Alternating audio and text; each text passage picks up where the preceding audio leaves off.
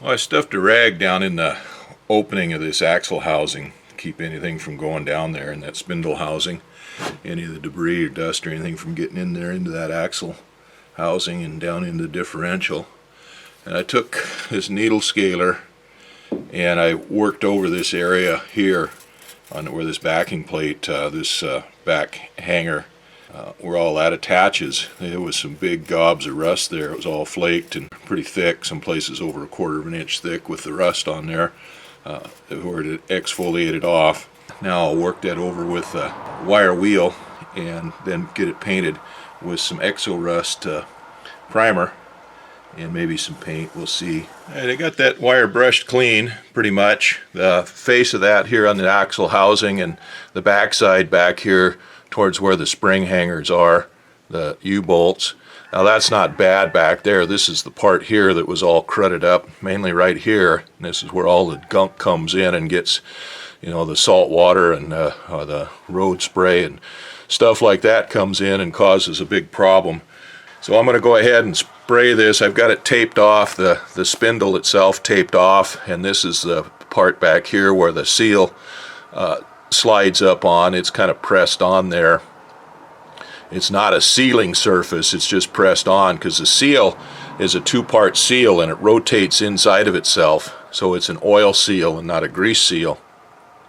So that doesn't have to be shiny smooth there on that rib where that seal rides on, but it still has to be clean. And I've got that brushed off and everything, but I'm going to go ahead and tape it off so that it doesn't build up a layer of paint on it to make it harder to get that seal slid up on there when I put the hub on there. And you have to kind of press that on with the spindle nut to preload the bearings, and you presses that seal on there.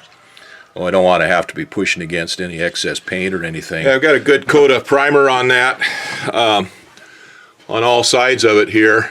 I got the back side of this flange and that axle tube, that housing around there back to where the spring is, where I've cleaned it off with the wire wheel.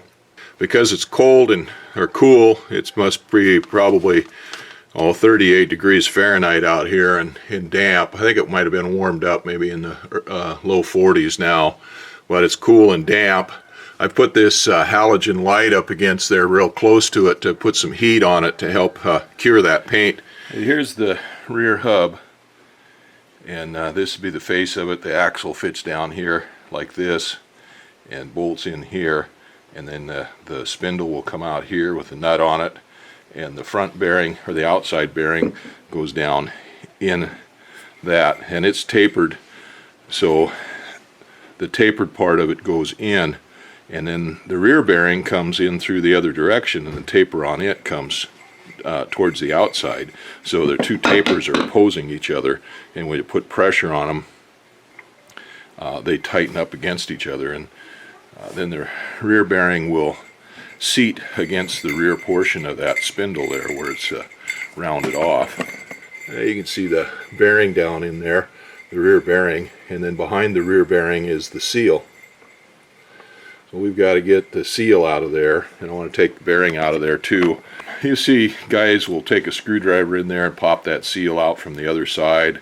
There's actually special seal tools that you can get that has a long blade on it that's kind of curved in a semi-circular shape that they stick in there and pry that out with. This is the way I've done it. I'll take a dowel, piece of firewood split, an old hammer handle, even a new hammer handle on a hammer. I can stick it down like this and then hit on the hammer head. You don't want to take anything metal and stick in there. Just a piece of wood, a dowel, and stick in there, and then just take a hammer and just lightly tap on that bearing. And you don't want to tap on that hard on that bearing because you don't want to destroy the race on it or anything of the bearing in the race. But just some light taps on it around, opposing each other, and just go around a little bit at a time, and that'll drive that seal out of there in the bearing. And with those tools that they have, you pretty much destroy the seal. And this way you can save the seal and the bearing and reuse them. Now in this case we're replacing the seal, but if you wanted to save the bearing, you could just drive it out like that, and that's the best way I've done it. Somebody might complain about that and say it's the wrong way, you're going to hurt that bearing, but I've been doing it for over 50 years and I haven't hurt a bearing yet that wasn't already hurt. I inspect the race in here, this race, I feel it with my fingers. It's absolutely smooth. There's no chips in it, no scratches, no burrs, nothing else. Usually I'll try to put a couple pieces of blocks of wood or something like that to suspend that up in the air just a little bit. In this case, I just took the rotor and set it up on the rotor because the seal was flush here with the outside of this hub, and now I can feel that bearing race and run my fingers through it. I can visually inspect it. There's no scratches or marks in it. Run my fingers in it. There's no wear on it. There's no grooves or burrs or anything else in it. It's in good shape. So I'm gonna take this hub and clean it up, and I may take this and press these lug nuts out of it, these lug bolts out of it, and sandblast the whole thing. I'm not sure yet. Now here's the bearing. I'm gonna do a little better inspection on it. Got a little bit of dirt on it. I should have put a rag down on there, but I don't see any wear on those rollers at all. No scratches. The cage is in good shape. There's no excess lateral play in it. It spins good. No broken chips of any of the chrome or anything off of the surface of those bearings. It feels good. There's no rubbing on it, so that bearing is in good shape. Now you could take these studs and hit them with a hammer. You need something to hold this backing plate up to punch those studs out with by hitting them a couple of good hard taps with a hammer. But since I've got a 20-ton hydraulic press, I'm just going to go ahead and press them out with that. And there's some pretty good crusty rust down in there. So I want to take this one apart, sandblast it up, and paint it, and clean it up. Hopefully by the time I get done with that, I'll have the parts I need to repair these things. Well, here's the brake hanger, brake adapter, whatever the hell it's called, on the bench. This is what it looks like. Actually, this is what it looks like. These are the studs that I pressed out of it. This is one of the nuts that hold this onto that flange on the axle housing.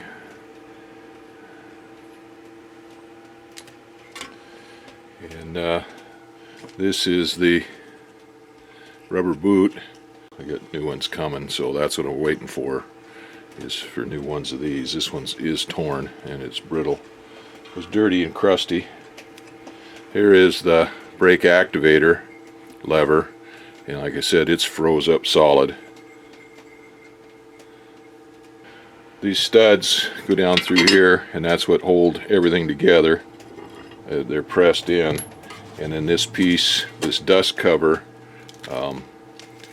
and then here is the casting for the hanger for the main brake calipers. See, it's pretty heavy casting, and this is just sheet metal. These kind of press together.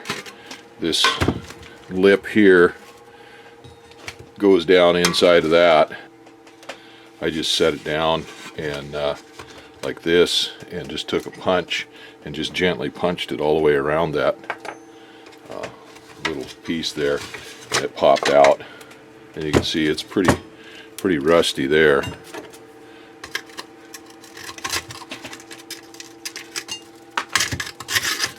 course, that piece would disintegrate pretty fast. It rusts out pretty easy. It's just sheet metal.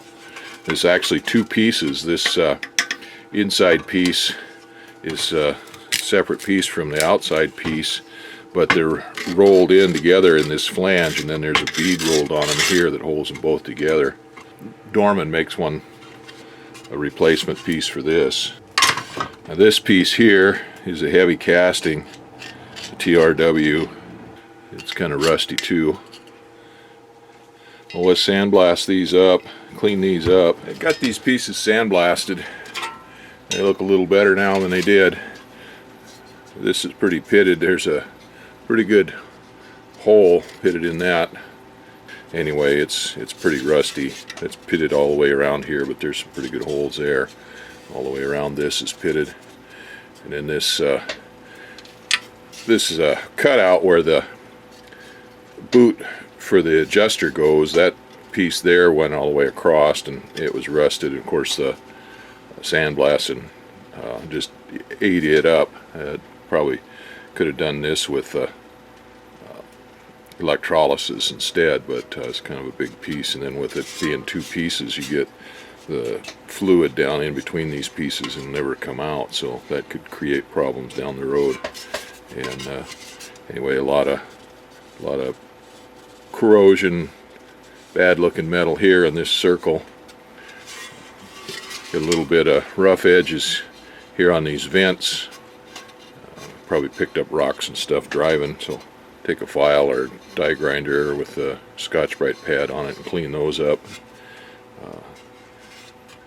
A hammer and knock some of take some of the dents out of this. It's ready to be powder coated. This is the casting, and they're pretty, it's a rough casting anyway.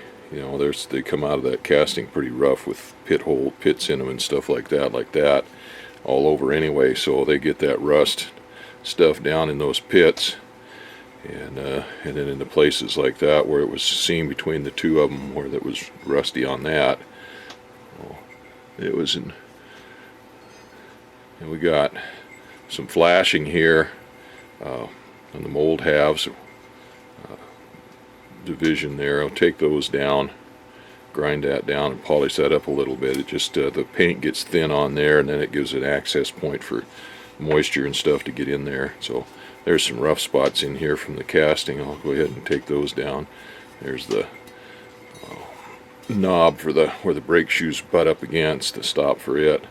So this piece, it was pretty cruded up. It's pretty good now. I think I'll polish it up a little bit with a die grinder, take the burrs off of it and stuff, and I think I'll run it through again. There's still some rust in some of these places. It's pretty pitted.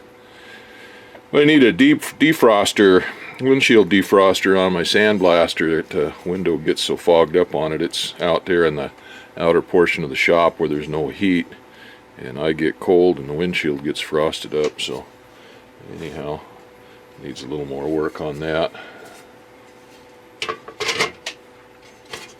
Here's that adjuster.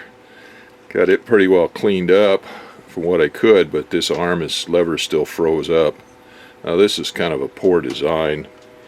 It works fine in the factory and it works fine on the bench, but it's just made for failure. This lever is two-part, and this arm goes in between these two pieces, which collects dirt and crap. And now they sit back there and they don't hardly move anyway. You don't use your parking brake very much, and so they don't get much movement in them. So they sit there, and the moisture and stuff will get in there, and of course dirt and crap will get in there and cause that to freeze up movement. But then this pin, I've determined from trying to take the other one apart, I was going to try to drive that pin out and see if I could clean those two halves up separately. But I think that pin is welded right into this little toggle here, and it pivots.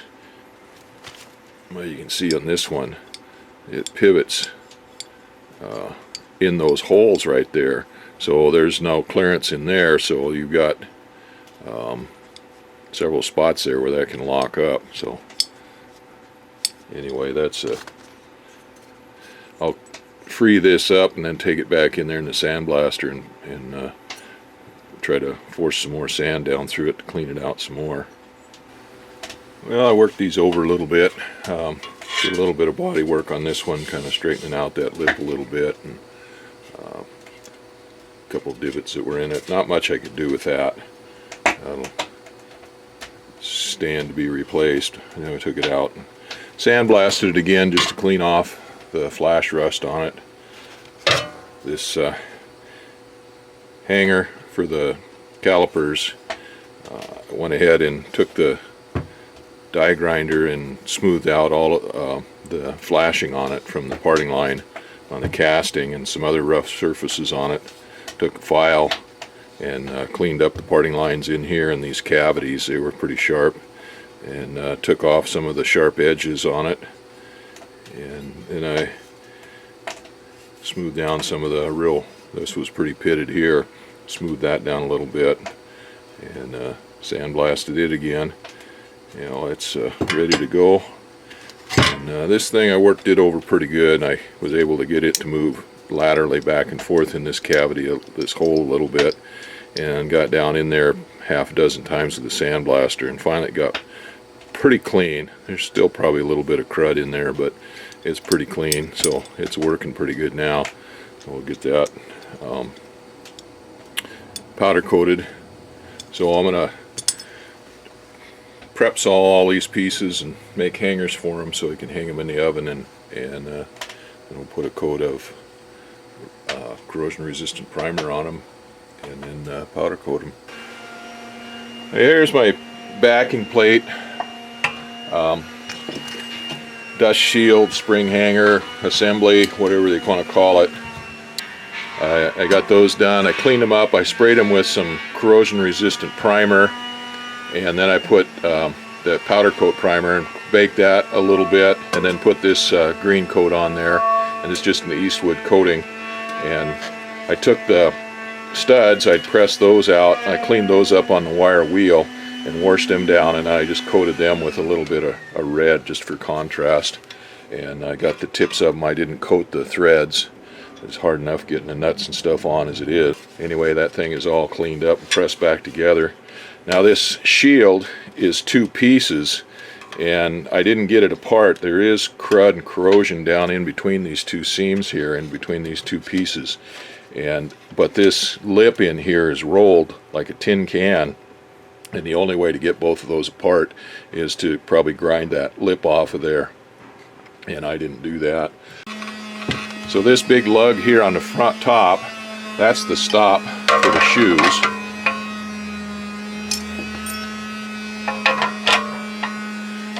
And this slot here is where the actuator lever comes through from the parking brake cable. And then this slot down here, that little rubber plug goes in that, and that's for the adjuster for the brake adjustment. And this piece is both left and right. On the right side it hangs like this, and on the left side it hangs like this, and everything is just upside down on it. So it's just one part number for that. So I've got those cleaned up pretty well. I've got my brake shoes cleaned up. Now I put them on a couple years ago, and I didn't have those adjusted correctly, so I never did have any parking brakes, so there's absolutely no wear on these at all, but they were rusted up pretty bad. I don't know, you can kind of see, look in the reflection there, and you can maybe see the pitting in there, but they were pretty corroded up. And that's what happens with this whole system, is it gets all that road grunge in there and stuff, and the salt, whatever put on the road and all of that, and it stays damp in there, and everything just gets crudded up, and these things just get crudded up so they don't work anymore and they fall apart. Well, I sandblasted this all down, got it cleaned up, and powder coated it. And I was worried about powder coating it because I was worried about the adhesive for these shoes maybe coming loose in the oven, as we have to heat that up to 400 degrees or so for the powder coat to cure. But figured that they were already in bad shape, so I wasn't really losing anything if they did. But they turned out just fine. But what did happen was the grease started cooking out of them. Now, these were pretty saturated with grease from the seal in the rear end being out, and they were just soaked with grease, especially the lower half of them. And I soaked them in a container with lacquer thinner for about 4 days or so, and the surface got cleaned up. But when I started cooking them in the oven, that grease just started boiling out of them. Well, what I did then was, after the powder coat cured, I went ahead and took them out and let them cool off, and then I cooled the oven off to about 200 degrees, hung them back in there for a day, and let all that grease cook out of them, and they turned out just really nice. All that grease cooked out of them just fine, so they're going to be okay. Now the left one should be okay. This is the right side where the seal was broken. There's a little spring here, and see, it's a small spring, and this is what happens with them a lot. This spring is in here that holds together where the adjuster goes here on the bottom, and then the adjuster pushes these out so that they contact, so that when you apply the brakes up top, they squeeze out into the drum. But this thing is a small spring, and it was in not too bad a shape. I replaced them with the shoes a couple years ago, but the ones that were on there were rusted out and had fallen off. And that's what happens a lot with these, is these pieces just rust apart in here, and the spring falls out, and then these shoes just drop down or whatever and ride in the side the drum, and then they get all wore out. There's adjusters, there's fine thread on there. This one is still in good shape. It just spins, it's got a star there, and it just spins to adjust it out. These things, of course, get rusted up and they won't adjust anymore. They won't move out to adjust them.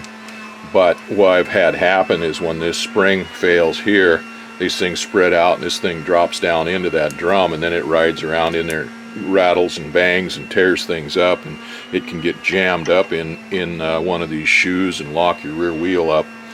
These pins, they're just steel pins. That's what holds the shoes on, and they come in from the back side, and it's countersunk here. It's a flathead pin, and it goes up into that countersink, and then it goes through the shoe like that.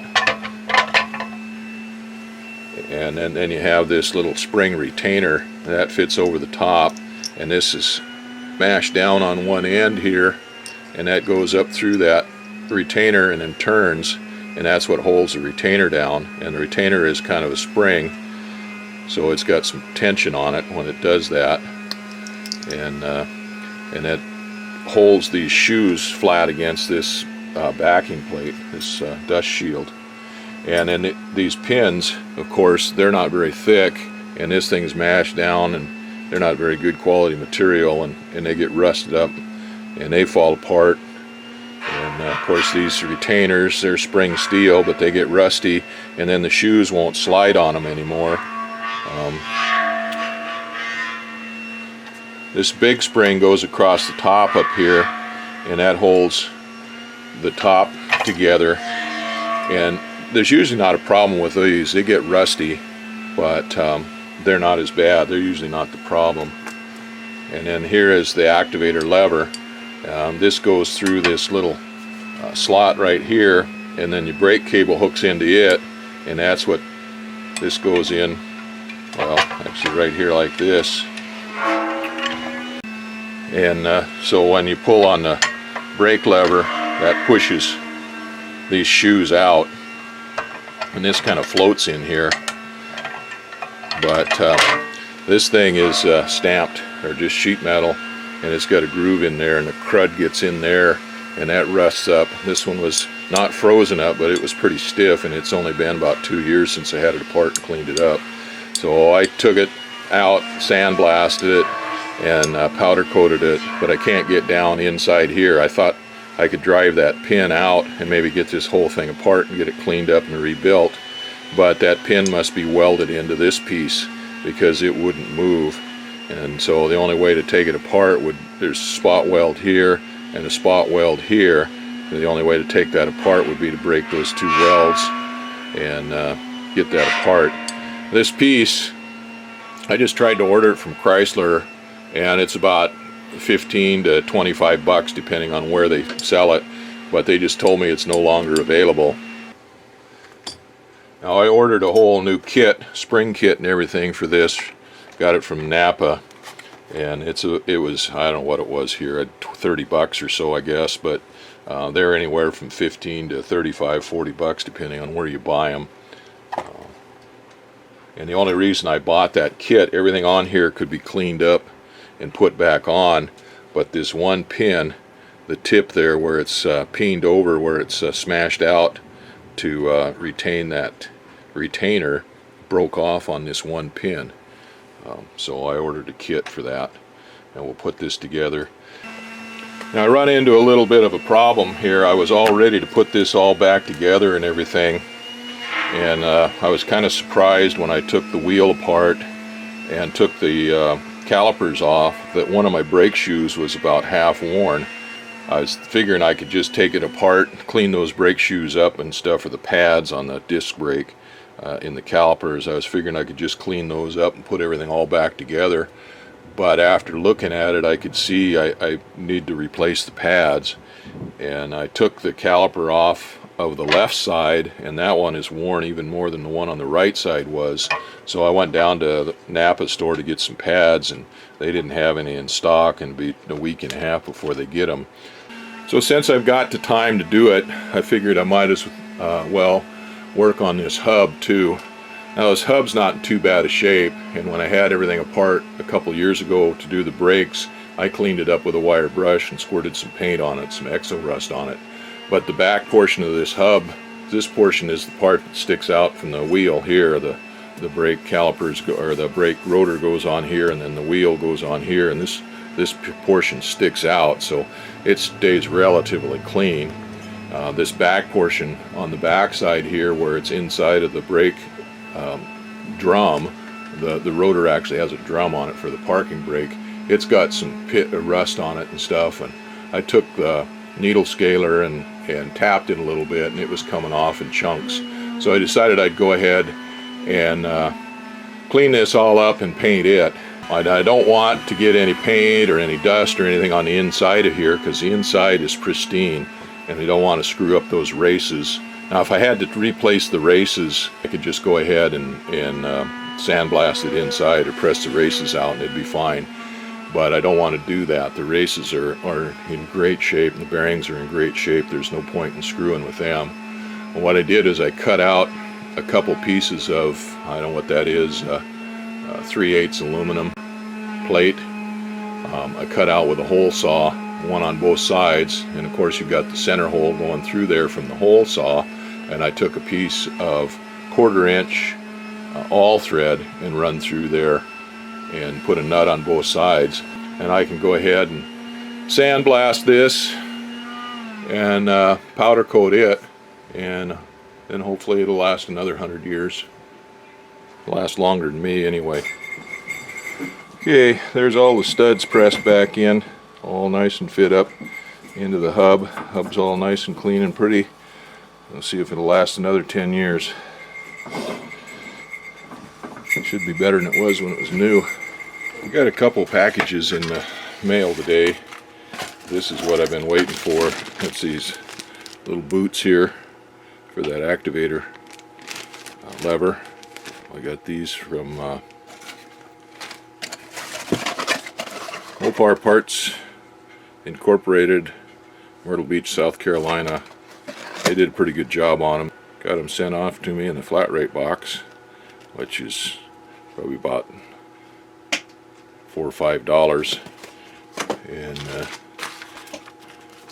they only charged me $23.95 for shipping. The boots were $2.02 each, $4.04. The list is $3.57. Anyway, I found them less expensive than that on there, but it doesn't. The shipping was $100. So they had. I'd also ordered the actuator levers on there, and they were $16.99 a piece. But they said they don't have those anymore. They're no longer a good part. So I got that today. So now I can get this this brake assembly all back together and get it on. The other thing that I got in the mail was I did find a brake assembly. So anyway, the brake, it's got all the parts in it that I need. It's ready to bolt on. I replaced the rotors and the calipers on this truck a couple years ago, and the parking brake pads too, shoes. And so I didn't intend on doing anything with the brakes on this. I thought I'd just pull these calipers off and let them hang there while I pulled the hub and replaced the seal on the hub. Of course, I wound up a little surprise on the parking brake with it starting to corrode and stuff on there and not working right, and pulling it apart and cleaning it. But I still, well, here's a brake pads, how much it's worn. And this is the outside one, this is the inside one. And the one on the left side was even worse. The pad's almost completely gone on it. I suppose this one's not gone as bad because it was greased up real good. But anyway, I didn't intend on doing anything with those until I saw the pads, how bad they were. And the calipers seemed to be working okay. Well, I wasn't going to do anything with those except to put new pads on them. I didn't want to pull the calipers off because then you have to bleed the brakes and everything on them, and I didn't really want to do that.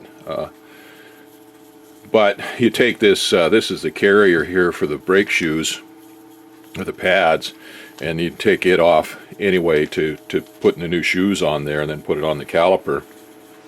I thought, well, what the heck, since I'm sandblasting everything and I've got, anyway, and repainting it and I've got time, maybe I'll go ahead and sandblast this. And it looked real good. The paint job on it looked pretty good. It was nice and fairly shiny, and it was pretty tough. And I don't know what it is. I was kind of thinking it might be powder coating because when I put it in the sandblaster, it had a heck of a time getting it to come off. But once I did, underneath it, it's just flaky rust underneath there. So these were rebuilt calipers that I got through Napa. You can see it's a Chrysler part. Oh, the part number is, oh, there it is, stamped in right there, a TRW. But it was a exchange part, so they're probably rebuilt. But I just see the rust on there and the pitting underneath that paint. Once I started getting it off, it just starts peeling off, and it's really pitted in there. So I'm glad I went ahead and took that off to clean it up. I think I'll go ahead and do the one on the other side too. I wasn't going to do either one of those. Well, this looks a little better than it did. Get it powder coated. I took a wire brush and went down through these holes, cleaned the crud out of them. They can all go back together. I didn't get any of these new slide things here. These are for the brake pads slide on. I didn't get any new ones of these with the new brake pads. These were kind of crudded up. Well, I took on the wire wheel a little bit, and of course you can't get down into all of it with the wire wheel, so I got wire brushes and stuff and cleaned them out with that. So now I get this all back together. This side, these pins are what the calipers slide back and forth on. These bolts go through the pins, and then there's a rubber boot. These go through the piston portion of the caliper, and then that slides back and forth on them. Well, this one was pretty crudded up. I wire brushed it and got it polished up nice and good, and the inside of it was crudded up. The other one was in real good shape, except for a little bit of crud on the thread, so got that all cleaned up. And we'll put a little bit of grease in here, white lithium grease in here in this package. It comes in the brake parts that can go on there. Got new brake pads here,